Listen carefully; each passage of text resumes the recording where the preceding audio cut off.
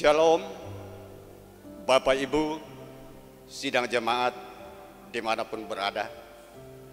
Kita berjumpa kembali melalui renungan Kalimbuang Boba, Jemaat Landraki Biringkanaya, edisi Kamis 26 November 2020. Sebelum kita membaca dan mendengarkan firman Tuhan, mari kita mohon tuntunan Roh Kudus. Kita berdoa. Ya Tuhan Allah Bapa kami dalam surga, pada saat ini kami datang mengucap syukur di hadapan hadirat Tuhan. Oleh karena begitu besar kasih dan anugerah Tuhan yang boleh kami alami sampai pada saat ini. Sebelum kami melaksanakan aktivitas kami sepanjang hari ini, kami rindu untuk disapa oleh firman kebenaran Tuhan. Sebelum kami membaca dan merenungkan firman kebenaran Tuhan, kami mohon kuasai kami dengan Roh Kudus. Mampukan kami untuk memahami firman yang kami akan dengarkan pada saat ini. Secara khusus hamba-Mu yang Kau pakai pada saat ini, karuniakan kemampuan agar dapat menyampaikan firman kebenaran Tuhan seturut dengan kehendak. Ampuni segala dosa dan kesalahan kami ya Tuhan, dan terima kami yang datang mengucap syukur dan berdoa di dalam Yesus Kristus, Tuhan dan Juru Selamat kami. Amin. Firman Tuhan yang kita akan baca dan kita dengarkan bersama pada saat ini terambil dari Wahyu pasal 21 ayat 22 sampai ayat 23. Wahyu pasal 21 ayat 22 dan ayat 23. Firman Tuhan, dan aku tidak melihat bait suci di dalamnya, sebab Allah Tuhan yang Maha Kuasa adalah bait sucinya. Demikian juga anak domba itu. Dan kota itu tidak memerlukan matahari dan bulan untuk menyinarinya, sebab kemuliaan Allah meneranginya, dan anak domba itu adalah lampunya. Demikian pembacaan firman Tuhan. Dari pembacaan kita ini, Ibu Bapak sidang jemaat kekasih Tuhan, diberi tema Yerusalem baru tanpa bait suci, matahari dan bulan. Bapak, Ibu, saudara-saudara yang sama dikasihi Tuhan, kita semuanya tentunya pernah mendengar lagu Oh Yerusalem, kota mulia, hatiku rindu ke sana, dan bait-bait selanjutnya. Lirik lagu tersebut menggambarkan bahwa Yerusalem itu adalah kota yang dirindukan oleh semua orang yang percaya. Yerusalem yang baru disebutkan dalam Wahyu pasal 21 ayat 2, bahwa kota yang turun dari surga, bukan dibentuk atau didirikan oleh manusia.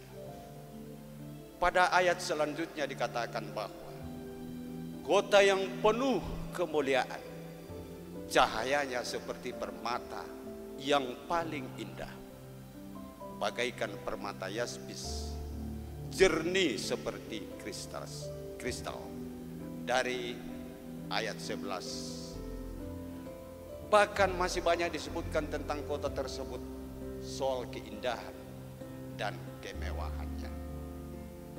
Dari pembacaan kita Bapak Ibu saudara-saudara, Yohanes mengatakan bahwa dan aku tidak melihat bait suci di dalamnya, sebab Allah Tuhan yang Maha Kuasa adalah bait sucinya. Demikian juga anak domba itu.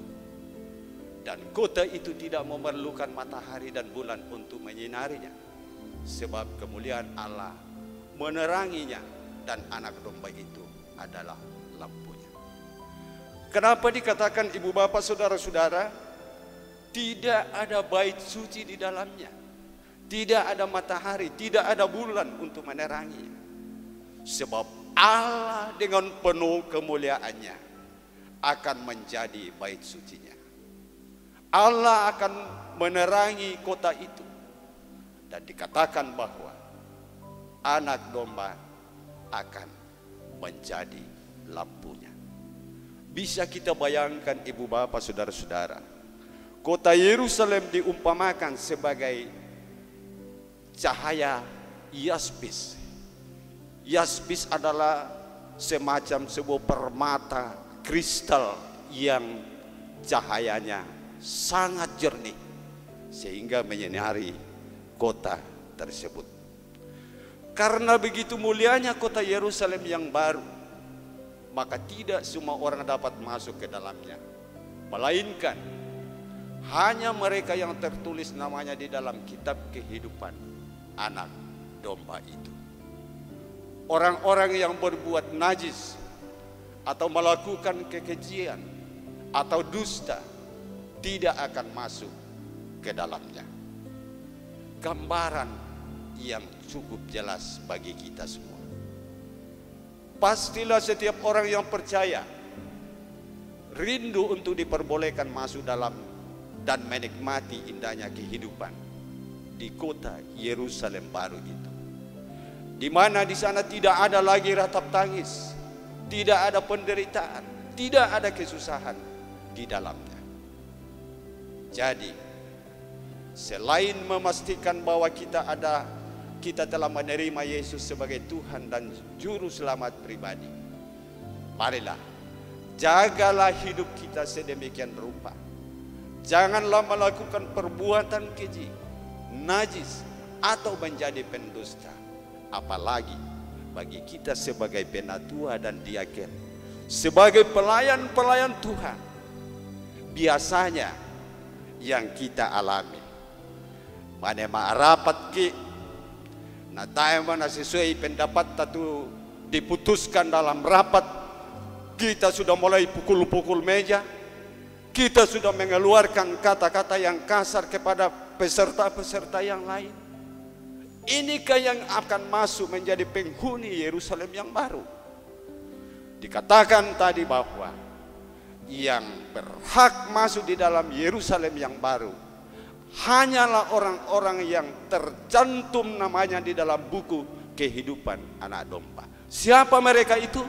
Mereka yang tidak berbuat keji, tidak berbuat najis, dan tidak menjadi pendusta. Oleh sebab itu ibu bapak saudara-saudara, belajarlah bertutur kata dengan penuh kasih, sebagaimana yang dikehendaki oleh Yesus Kristus. Mohonlah agar kasih karunia-Nya dicurahkan hari lepas hari, sehingga kita dapat menjalani kehidupan seturut dengan kehendak-Nya. Dan kelak kita diperkenankan masuk ke dalam Yerusalem yang baru, kota mulia, kota yang kudus. Semoga Roh Kudus menuntun kita di dalam menjalani kehidupan ini. Amin. Mari ibu bapak kita berdoa. Terima kasih ya Allah Bapa di surga, untuk kesempatan yang Tuhan karuniakan kepada kami pada saat ini, di mana kami telah membaca dan mendengarkan firman kebenaran Tuhan. Kiranya firman Tuhan yang kami dengarkan saat ini boleh menuntun kami di dalam kami menjalani kehidupan, di dalam kami mengangkat tugas dan tanggung jawab yang Tuhan sudah percayakan kepada masing-masing kami. Ajar kami senantiasa ya Tuhan, di dalam menjalani kehidupan ini, untuk tidak berbuat najis, tidak berbuat keji, tidak menjadi pendusta, agar kami boleh terdaftar di dalam buku kehidupan anak domba, agar kami menjadi calon penghuni kota Yerusalem yang baru. Tuhan Allah Bapa dalam surga, kami berdoa untuk seluruh jemaat yang ada di Jemaat Landraki Biringkanaya. Berkati segenap anggota jemaat. Mungkin mereka ada dalam kelemahan tubuh. Tolong ya Tuhan, sembuhkan mereka, baik yang dirawat di rumah-rumah sakit maupun yang dirawat di rumah-rumah mereka. Kiranya Tuhan datang melawat mereka. Saudara-saudara kami yang dalam duka cita karena ditinggalkan oleh orang-orang yang mereka kasihi, hiburkan dan kuatkan mereka ya Tuhan, agar mereka tidak larut di dalam duka cita yang mereka alami. Tuhan Allah Bapa dalam surga, kami berdoa buat anak-anak kami di dalam masa-masa pertumbuhan, di dalam masa-masa menuntut ilmu, di dalam mencari pekerjaan. Berkati mereka semua ya Tuhan, agar mereka senantiasa berjalan seturut dengan kehendak Tuhan. Tuhan Allah Bapa dalam surga, kami mau berdoa untuk pendeta kami di Jemaat Landraki Biringkanaya. Karuniakan kesehatan, kemampuan, kesabaran, agar dapat mengangkat tugas pelayanan di tengah-tengah jemaat kami. Demikian pun para penatua dan diaken, karuniakan kesehatan dan kemampuan kepada kami semua, agar kami dapat mengangkat tugas pelayanan seturut dengan kehendak Tuhan. Bapa di surga, dalam situasi yang tengah kami hadapi pada saat ini, yaitu di dalam pandemi COVID-19, kiranya Tuhan senantiasa menuntun kami, menjauhkan kami dari mara bahaya, agar semuanya ini dapat kami lalui hanya dalam naungan kasih sayang Tuhan. Bapa di surga, kami mau berdoa untuk seluruh program, rencana yang telah kami sepakati bersama di dalam jemaat kami, secara khusus di dalam rangka pemilihan majelis baru periode 2020-2023. Kiranya Tuhan senantiasa menuntun dan menyertai tim yang telah terbentuk, agar dapat melaksanakan tugas dengan baik seturut dengan kehendak Tuhan. Tuhan Allah Bapa dalam surga, bangsa dan negara kami, pemerintah kami bawa ke dalam tangan pengasihan Tuhan.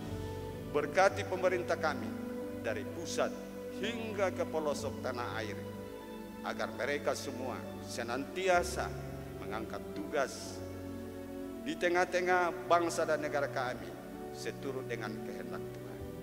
Bapa di surga, ampuni segala dosa dan kesalahan kami. Terima kami yang datang mengucap syukur dan berdoa di dalam Yesus Kristus, Tuhan dan Juru Selamat kami. Amin. Demikian ibadah kita. Shalom dan selamat beraktivitas.